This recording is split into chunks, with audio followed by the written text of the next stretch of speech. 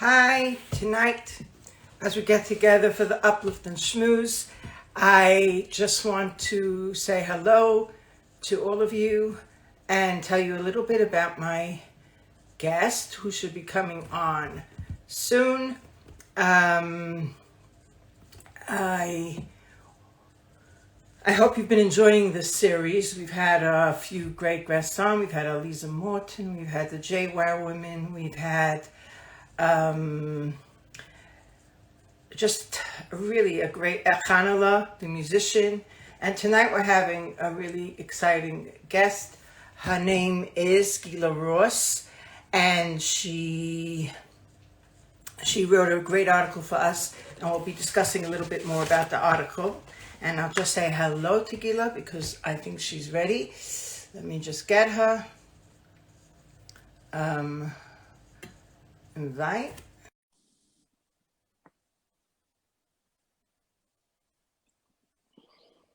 Hello, Gila. Hi, Hi, how are you? I'm good. How are you? Yeah, I'm okay, fine. I'm really okay. It's really nice to speak to you finally. It's so funny, we live around the corner from each other, more or less, in retrospect to my other guests, and I've never met you. No, I No, haven't, and I unfortunately, I never. missed um Evening. your launch party. I was so upset Yeah. about that. So, Okay, we'll be doing many more, hopefully. We're hoping to do that every time we have a new issue out, and we have them out 4 times a year. So I'm sure you'll come to one of the next ones. I I certainly hope so. Yeah. Okay, Gila, I was just saying who you are. Let me just talk. Gila has a fantastic podcast, I must tell you. It's really interesting. And she is a very big presence on Instagram. And I love watching these little spiels you do, I call them, because they just say a point, but in a really cute way. And I think it's such an uplifting thing to do. I mean, the other day you were talking about a really interesting thing. That story about the Nazis. I thought it was just It was so. fascinating. It was a really fascinating thing. Maybe repeat it because it was just so beautifully So said. I read And it. It's actually something my husband showed to me, but I read it and it was just absolutely amazing to hear. Um, so basically, after the Holocaust, there was what was called the the Nuremberg trials, where they brought 11 Nazis to trial, and they found them all guilty, and they sentenced them to death by hanging. Now, one of them, I can't remember who it was, killed himself the night before. So on the night of on the day of the hangings, there were 10 Nazis. And one of the Nazis was called Julius Streifer. And he was like the mastermind behind the propaganda. Because if you think about it, in order for the Nazis to have done what they did, they convinced the German people that the Jews were subhuman. And he was like the mastermind who put out the propaganda and the art and the the magazines or whatever it was. And he was known as a historian. So as he was being hung, he yelled out Purim Fest 1946. What did he mean is that the year that they were hung was 1946, and he was referring to the fact that after, like, the Purim story, how it ends is that Haman's 10 sons get hung. Now, if you open up the Megillah and you look at the words in it of the 10 sons, there are 3 letters that are smaller than the others. The first letter is a Tav, the second letter is a Shin, and the third letter is a Zion. And if you put it together, it's Tov Shin Zion, which was the year, the Hebrew wow, year of ending. the hanging. And he knew it. Because he knew Jewish history so well, he understood the reference. He understood that years ago, thousands It's of years ago, unbelievable. before, yeah, there was this hint, this code I mean, in when you written said in that Torah. story, I had shivers. You said that Yeah, you had shivers, and I really was. It was amazing, and that's a little bit about what you're all about. I think the way you bring things down and you say these little stories and these little snippets. I think they're fantastic. thank you. And the article you wrote for us was about your experience of running a marathon. And I thought it was so, so appropriate to what, what we are about and what you are about. So I wanted to ask you, in the article, we were bringing it out to show challenges and how it was a challenging thing for you and how it uplifted you. But I wanted to know from you how you would use that in an experience, to explain to people about coping with different challenges in life. And I thought, you could really bring your wisdom to that. Oh, good one. It's interesting. It's really interesting because I mean, for me, I got into running years ago when I was I think it was like after I had one of my kids, and I just needed an outlet, and it's very hard for me to do exercise because thank God I've got a big family and I've got little kids, and finding a babysitter or getting to a class is not, but whereas running is something that I can just put on my running shoes and get out the door whenever it fits in. So it really, really works for me, and it really, I think it teaches you a lot. And I ran a half marathon, as you said, in just after Sukkot. Actually, it was, I think, maybe just before, I don't remember. And I did it for a charity here in Manchester called the Friendship Circle. But it's interesting because it's a challenge you choose, right?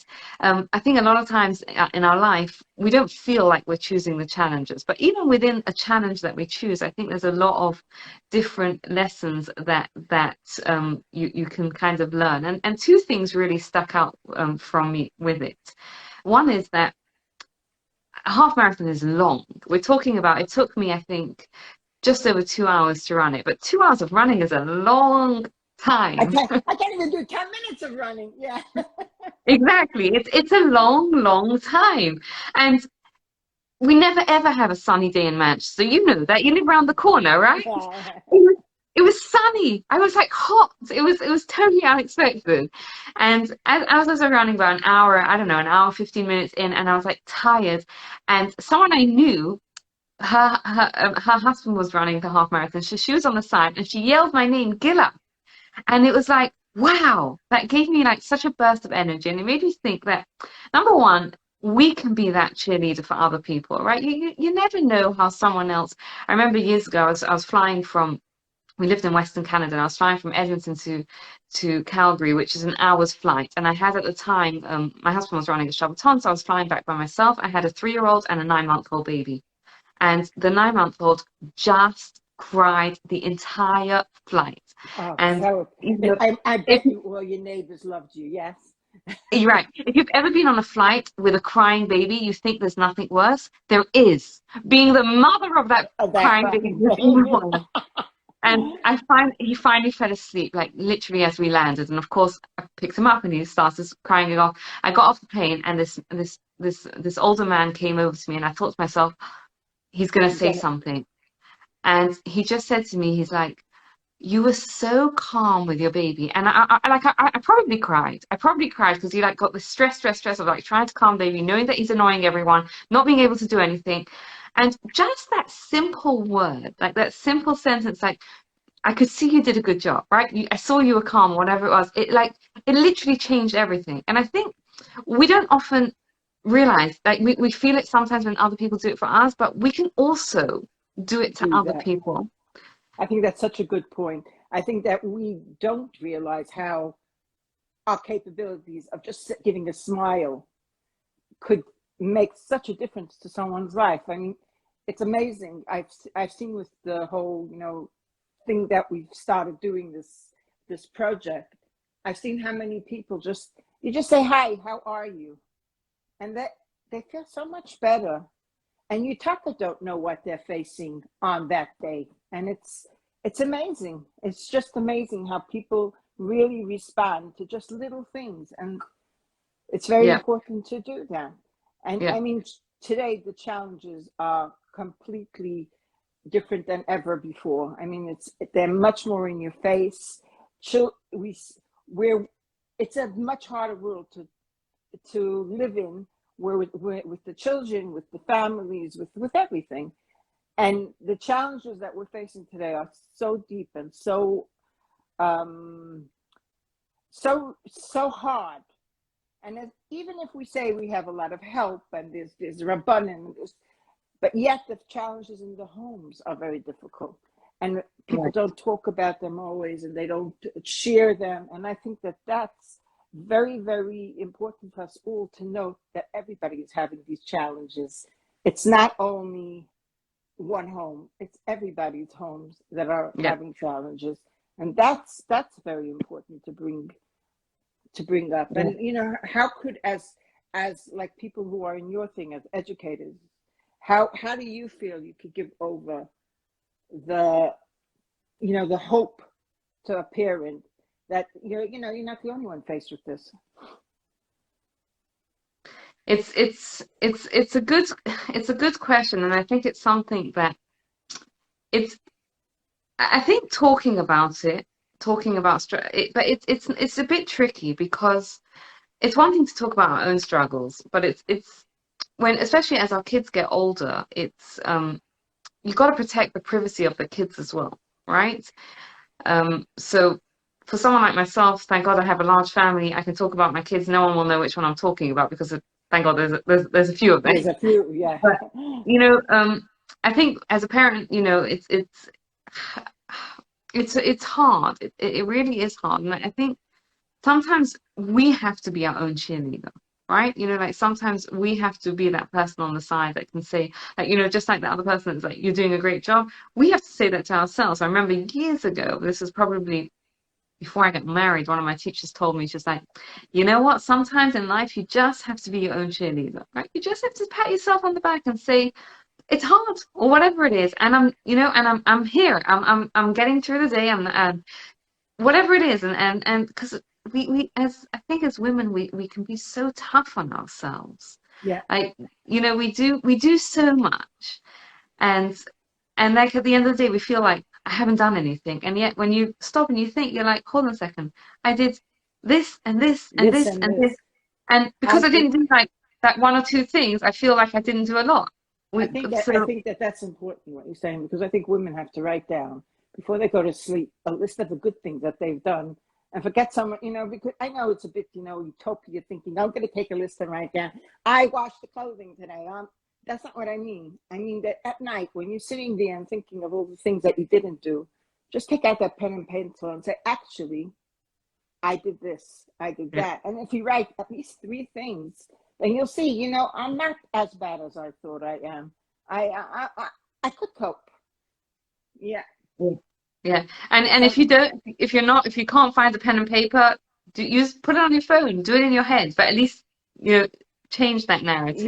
Yeah, you have to change the narrative of negativity and saying that you're bad. Somebody just wrote, there's so much comparison with social media, creates a lot of self-doubt. I think personally, yes, social media is giving you a lot of self-doubt, but it's life. I mean, I'm older than social media. I'm from a different generation. And I know that we always had these doubts, and it's called the mommy's crank, You wake up in the morning and you think you're not achieving anything. So I think it's really, we give ourselves our own doubts. We don't need social media to help with it. I mean, that's my opinion. What's your opinion on that? I think we don't need social media, but social media definitely can make it worse. But I think that we have a little bit more, we have more control over social media than we sometimes give ourselves credit for. Right. Like, we can unfollow people that are not making us feel good, and we can like there are people on that you feel like you can't unfollow for whatever reason, you don't want to offend them or whatever, but you can unmute them, you can mute them or whatever, so you don't get to see what they do. And I think we do, we talk a lot about social media, but we at the end of the days are the ones that can drive that social media. Yeah, right, and we get to choose who we follow, especially if you're talking about a platform like Instagram. There's tremendous amount of negativity and things that can really, really bring you down. And you could, at the end of the day, as everyone always says, what you're seeing on Instagram or Facebook or whatever it is you're seeing someone else's highlights, right? And you're comparing it to your lowlights, which is like you're comparing, it's not even apples and oranges. You're comparing, I don't know, houses to giraffes, right? Two completely different things. But you can also choose who, like, which accounts to follow. That there's, you know, that you surround yourself by accounts that motivate you and uplift you and things like that. So I mean, yesterday, I don't know if you watched it. Was it yesterday? Or I think it was yesterday. What's her name? Heike. She did a whole thing on child abuse, and she had Rabbi Horowitz. I don't, you know, Rabbi Horowitz. yes, I thought it was fantastic, and I thought that it really, really, you know, people would have not seen that if there weren't have been social media, because a lot of people won't go to such an evening because maybe they'll think it's me. Maybe they'll think I have a child who's being abused and I can't go to that place. But here they were in their own privacy, in their own home. They didn't have yeah, to show the, and I think that that was amazing that she did that. I don't know if she's listening, but she was. Call her right, kavod, because that's what we're, you know, that's what it's all about. You have to educate and you have to help people. That's why people, you know, have platforms, I think. yeah, Yeah, yeah. I mean, that to me is very important. I mean, that's why I actually really love when I see your little things, because you did today. You were really funny, actually, when you when you were running in the house with the kid, and I thought that was really, you know, it shows mothers do have hard days, and you managed. You know, you're still sitting Right, on my yeah, on the couch there, right? But yeah, that, yeah, I think that that's important. I really do. I think social media has a lot of good. And okay, there's bad, but there's a lot of good. The only thing I find is really difficult is like this whole Indian of putting on a fake image. And to me, that is like really hard to understand why we as women would want to do that when we right. know the feeling of how we could feel negative. Why would we pass that? That's the only thing that I have, you know, problems It's with. it's hard. Thank you, Hannah. Hannah said she loves my reels, so thank you. But it's hard because I have to tell you, Yeah, um, somebody I've else said, become yeah, I've become cycling. more confident on doing these things, but it's hard to put yourself out there, right? Like it's hard to be on social media without, because everyone else is, you know, put you do kind of feel, and we are tougher on judges on ourselves than other people. So it is 100%. it's hard, you 100%. know, like the no makeup days or whatever they call it. It's hard. It's hard to put yourself out there without, you know, this is who I am. And yes, we should. And I think you The did mirror. a series about body confidence, self, Yeah, or yeah, looking yeah. in the We did mirror, that. which, which is great. It's great. The more we talk about it, like again, all these things, you know, it's good. We need to keep talking about it. Yeah, to me, Um, body image is like not only that it's us, it's just that we have, you have teenagers, and you are, you know, we don't want to perpetuate, we don't want to have the cycle always going around and coming back to the same point. Mommy, I hate myself. I look fat. I look this. And that's what yeah, I'm trying very, very hard to work on, finding yeah, people to write articles about it, because to me that is such a scrounge of our society, that we have this terrible negativity about ourselves. And yeah, that is a major challenge, you know, that's a yeah. challenge today. I think parents have that challenge of saying to your child, or bringing your child to believe in themselves, is extremely difficult.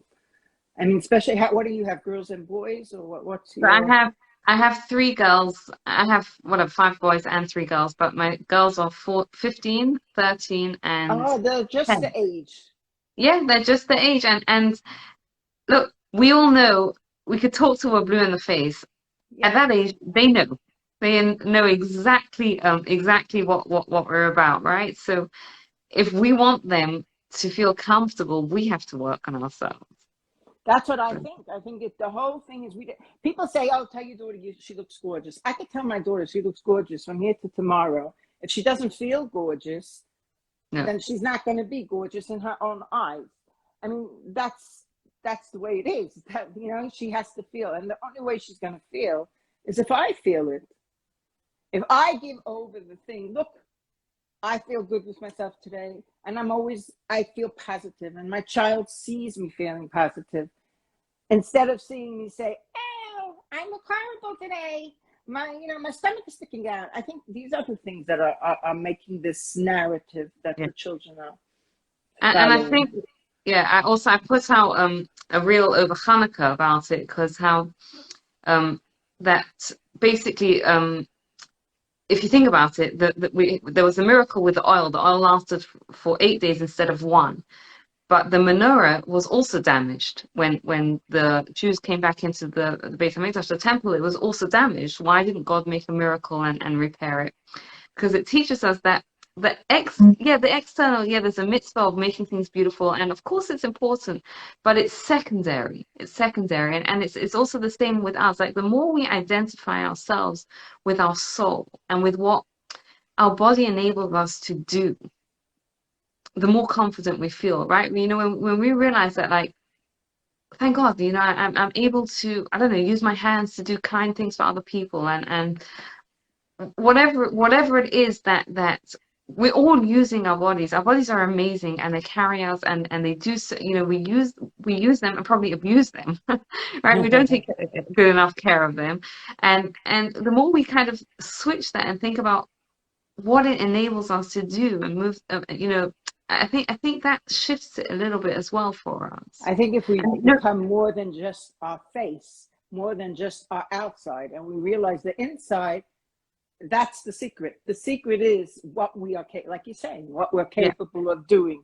And the only way if we don't look at the outside image of the mirror, and we look beyond that at what we're good at, then we have so much to give.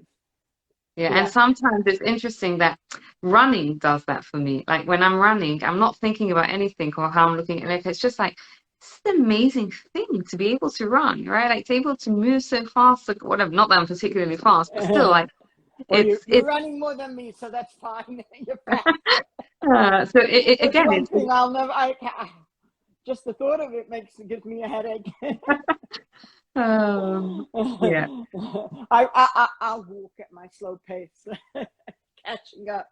But you know, it's all about doing what makes you feel good at the end of the day, right? Like, for everyone it's different, right? Like, if you know, it's if you get it from walking, if you get that you know, that clearing the head and the fresh air and the, you know, the break, then goal is achieved, right?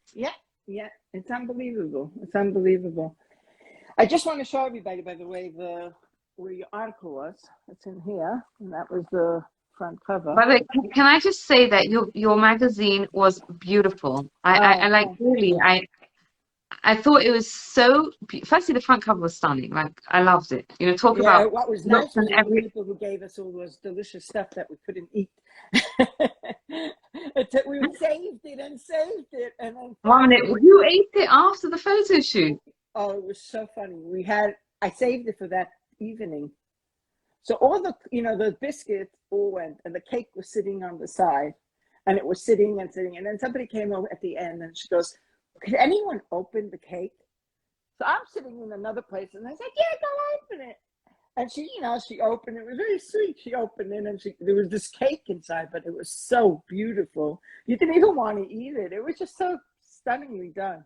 I was so impressed that they all.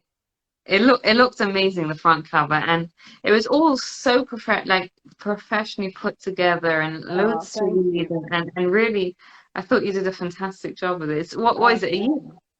It's now a year since we started doing it, and we're hoping the next issue will be around Purim. So we do 4 a year, so it's good. That's good. Yeah. Anyway, and I wanted to ask you something else about your podcast. Could you tell us how many times it comes out and how people could get to it? Because I think you have so Sell yourself a bit, lady. Sell. I sold myself. Now it's your turn. All right. So I started a podcast 2.5 years ago. I had no idea what I was doing. I worked for Seed Manchester, and I'm an educator there. So I was giving a class. I do a Wednesday night class, and I was doing it in my house at that point. And I had a few women over, and we were talking about. I can't even remember what we were talking about. And one of them was like, "You know what? You should start a podcast." And like another one was also like, "You should start a podcast." I was like, "Okay."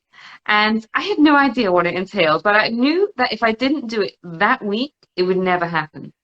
So I It Googled takes whatever guts to and do that because you're sitting in a sorry, room, and it takes guts to do it because you're sitting in a room and talking to yourself more or less. you literally are. Hi, Avital. You literally are talking to yourself. So I just did it the first week, and it grew over time, and during lockdown, it really like because for a lot who I work with are young mums, right? Mums with the young kids. It's just a crazy time. No one had free time, and people. So what I did is I started what we call the Perek Project, where I went through the entire Pirkei Avos, and we did 2 episodes a week. Each one was like 5-7 minutes, right? That's manageable. People could listen to it, and it was kind of a goal. And we went through the whole thing, like with relating it back to our lives. Um, and so we did that. We finished that. I'm actually, please God, putting that into a book. So that's My something father that did a I book am. on. My father did a book on Pirkei Avos. Oh, No, he didn't really? do a book. My father writes. He writes in the magazine about Pirkei. He did on Tehillim a Oh, book, wow. but yeah, yeah, Wow, amazing, yeah. amazing. So, I mean, it's very, very much in its infancy stages, but it's I'm sure it'll be hopefully good because the way you talk and the clarity is amazing. It really is. I mean, you came quite it's high. You came quite high in the podcast world of yes. Judaism.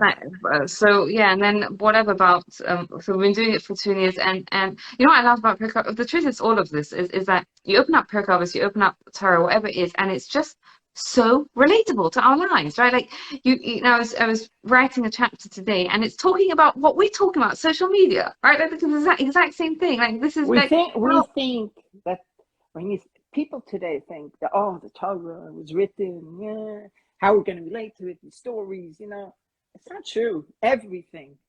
it's I talking mean, about our human it's struggles, and our human struggles unbelievable. haven't changed, right? So they're different. Then it was not on social media. Now it's on social media. It's amplified as well. But like the struggle of being understood, and it's very much all the same. So that was that. We finished that probably last year, just before Pesach, and then I did a series on, I called it Morning Mindfulness. We went through the morning blessings. Again, fresh look at things that, we may have done many times, but the idea of how it relates to our lives. I'm currently doing a series on the Parsha. I do a short thought once a week, where we talk just a short idea, 5 minutes or so, from the entire portion of the week, something that relates to our life, like something that we can take and implement into our life. And I also do together with my husband, we do a series called Shabbos Treasures. And the idea is that we're going through the laws of Shabbos, but it's for anyone, right? It doesn't matter where you are in your Shabbos journey, because when it comes to Shabbos, right? Like a lot people know the no's. They know what you're not allowed to do, but Yeah. people don't know the little things that you can do to honor Shabbos. So that's the idea, is that like 20 minutes a week, and we do So that it's not so something much short. halacha. It's It more. is. No, it Go is. ahead. It is halacha. It is the laws, but it's given in a way that is very palatable, right? And very like something that you can take and apply to your life. And then, please God, in January, I'm going to launch a series called Two Truths and a Lie, where I've Okay. interviewed a bunch of different people, experts in the field about lots of different topics. We've got one on body confidence coming out. We've got one on social media and all these different types of real life topics. And the format just is two truths and a lie, where we kind of have like, 3 statements. Two of them are true. One is a myth. There used to And be a show like that on what is that? radio. Oh, Yeah, I didn't even know that. I know yeah. there's There a used to game, be. Two Truths and a I Lie. think on Radio 4 they used to have that. It was Two Right. Truths and a Lie. It was really good, actually. Yeah, that's a really cute idea. Oh, I Yeah. hope So that that works out for you. yeah, so But that's pretty much it. And yeah, I mean we've been on the tops of the charts for quite a few times. We were named number 16 of the top Jewish podcast worldwide, which that's is fantastic. And you started from nothing, and I think that's fantastic. Really yeah. fabulous. And And I think it's that all just shows us that we can all achieve big things.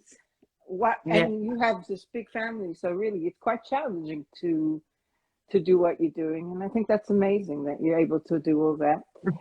There were yeah, there were Yeah. many episodes recorded from my car because the house was too noisy. Um, The whole, like, first of all, this whole live thing was very daunting to me because I've never put myself forward like that. And I've never been on, I've always been like this hidden part of, I call myself the stalker of Instagram, very right. silently behind. But I felt that it would help our magazine and I help people realize what we're trying to, do. So for me, that worked. But I don't know if And I you're would be able great to sit at in a it. You're a room for an natural. hour. Oh, I'm not really, but fine. Anyway, it was really nice speaking to you, Gila.